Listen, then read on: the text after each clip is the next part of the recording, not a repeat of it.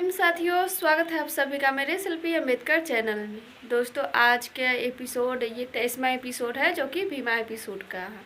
दोस्तों आज के एपिसोड में क्या होगा उसके बारे में मैं बताने जा रही हूँ, इसीलिए वीडियो को अंत तक ज़रूर देखिएगा। और हाँ दोस्तों, अगर वीडियो अच्छी लगती है तो लाइक सब्सक्राइब ज़रूर कर दीजिएगा और ज़्यादा से ज़्यादा शेयर कीजिएगा ताकि सभी लोग इस एपिसोड को देखें। जितना प्यार एक महानायक को मिल रहा था उतना ही प्यार इस एपिसोड को भी मिले। दोस्तों आपको बता दें कि ये एपिसोड 8:30 बजे NTV पे दिखाया जाता है, तो आप लोग देख सकते हैं। दोस्तों आज के एपिसोड में क्या हुआ है उसके बारे में मैं बताने जा रही हूँ। और एपिसोड की शुरुआत भीमा और बाबा साहब से होती है। बाबा साहब भीमा को बता रहे थे कि अब तुम्हें क्या करना है जिसके बाद तुम्हारे लिए रास्ता आसान हो जाए। रास्ता तो आसान होगा ही नहीं, लेकिन कैलासा बुआ तुम्हारी बात मान ले। तो यही बाबा साहब बता रहे थे। भीमा भी उनके बात सुन के हैरान हो जाती है, कहती कि बाबा साहब आपने पहले ये सब करवा दिया, आप कह रहे हैं कि कैलासा बुआ से जाके माफ़ी मांगने के लिए। अगर मैं माफ़ी मांगूँ तो क्या वो मुझे माफ़ कर देगी? और हाँ, जैसा आपने बोला है वैसा ही हो जाएगा क्या? बाबा साहब उनको बताते हैं कि हाँ भीमा, मैंने जैसा बोला ठीक वैसा ही होगा। क्योंकि बाबा साहब यही बताते हैं कि मैं पढ़ लिख करके यहाँ तक पहुँचा हूँ और सभी को कुछ देख के मैं यहाँ तक आया हूँ, तो इसीलिए मैं पूरे विश्वास के साथ कह रहा हूँ कैलासा बुआ मानेगी। दोस्तों जिसके बाद बाबा साहब भीमा को पूरा विश्वास दिलाते हैं कि कैलासा बुआ तुम्हारी बात मानेगी ही मानेगी, इसलिए तो अब तुम जाओ और कैलासा बुआ से माफ़ी मांगना। दोस्तों रात के समय ही सभी ये फैसला करते हैं कि सुबह में कैलासा बुआ के पास चलना है। सभी को ये बात जानकारी थी, जैसे कि भीमा के समाज वालों को। वहीं दूसरी तरफ कैलासा बुआ और उनके पूरे परिवार वाले खाना खा रहे थे, लेकिन अब यही सोच रहे थे कि पता नहीं भीमा अब आगे क्या करेगी। उन लोगों को भी नहीं पता था कि भीमा अब सच में करने क्या वाली है। इस चीज़ से वो लोग भी अनजान थे। दोस्तों जैसे ही सुबह होती है वैसे ही भीमा अपने पूरे समाज वालों के साथ चली जाती है कैलासा बुआ के घर, और कैलासा बुआ के घर के सभी लोग वहाँ पे खड़े थे। दोस्तों जाने के बाद भीमा कैलासा बुआ के पास खड़ी थी, तो कैलासा बुआ कह रही थी कि सभी लोग आ गए हो, लेकिन अब दही जमा के क्यों बैठे हो? बताओ भी कि क्या क्या करना है, क्या फैसला किया है तुम लोगों ने, कुछ तो बोलो। जिसके बाद भीमा उनको हाथ जोड़ के कहती है कि कैलासा बुआ आप मुझसे उम्र में काफ़ी बड़ी है, आपको भी तजुर्बा है, लेकिन कैलासा बुआ मैंने जो कुछ भी किया उसके लिए माफ़ कर दीजिए और हम लोगों को काम पे रख लीजिए और साथ में मुझे पढ़ने का भी इजाज़त दे दीजिए। तो इतना भीमा बोलती ही है कि कैलासा बुआ मान जाती है कि ठीक है, मैं तुम्हारे समाज वालों को काम भी दे दिया और तुम आज से ना तो रोज़ स्कूल जाओगी पढ़ने। इतना सुनते ही सभी लोग बहुत खुश हो जाते हैं कि कैलासा बुआ सच में बहुत महान है कि आसानी से मान गई कि भीमा को पढ़ने भी दिया जाएगा और साथ में उनके समाज वालों को काम भी मिल गया। तो इसलिए वो सभी बहुत खुश हो रहे थे और सभी कैलासा बुआ का जय जयकार कर रहे थे। उनके ही परिवार के लोग भी हैरान थे कि कैसे अम्मा मान गई, वो भी भीमा के पढ़ाई के लिए। इन सब के काम के लिए तो ठीक था क्योंकि पहले भी ये लोग काम करते थे, लेकिन भीमा की पढ़ाई के लिए कैलासा बुआ कैसे मान गई, उनके घर के सभी लोग हैरान थे।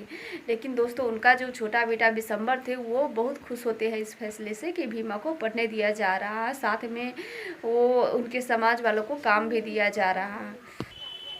जब सभी लोग कैलासा बुआ का जय जयकार कर रहे थे, उसी बीच कैलासा बुआ उन सभी से कहती है कि शांत रहो, मैं भीमा को पढ़ने भी जाने दूंगी और साथ में तुम लोगों को काम भी दूंगी, लेकिन एक मेरी शर्त है।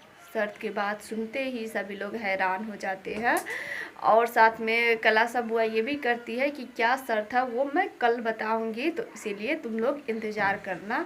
और वो बेकंठपुर के जो लोग थे ना उनके सामने ये शर्त रखने वाली थी। उसी गांव में सभी को बुलाया गया था कि दूसरे गांव में सभी लोग जाएंगे और वहाँ पे कैलासा बुआ एक शर्त रखेगी, और वो शर्त क्या थी वो किसी को भी नहीं पता था।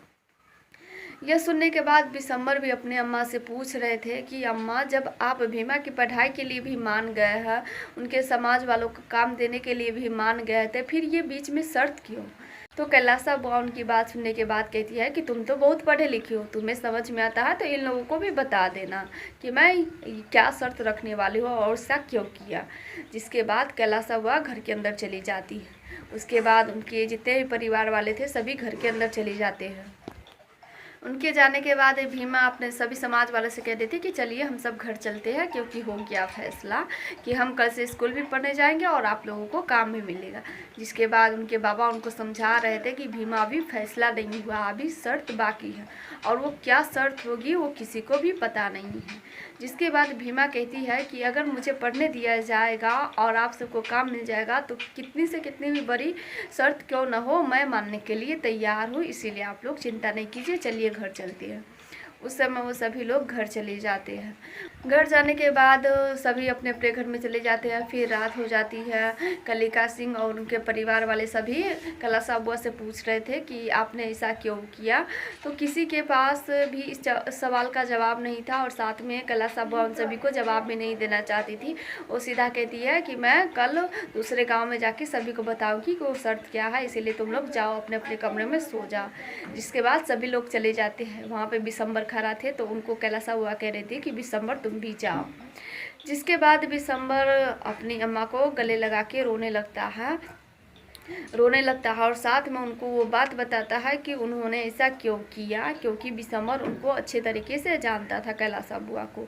अम्मा उनको बताते हैं कि अम्मा आज पहली बार मैं आपको गले लगा के रो रहा, क्योंकि मैं भी जानता हूँ कि आज आप हार चुके हैं और वो भी भीमा के सोच से हार चुके हैं, इससे आपको बहुत झटका लगा है, तो इसीलिए मैं ज़्यादा खुश हूँ कि कम से कम कोई तो है जो आपको समझा सके।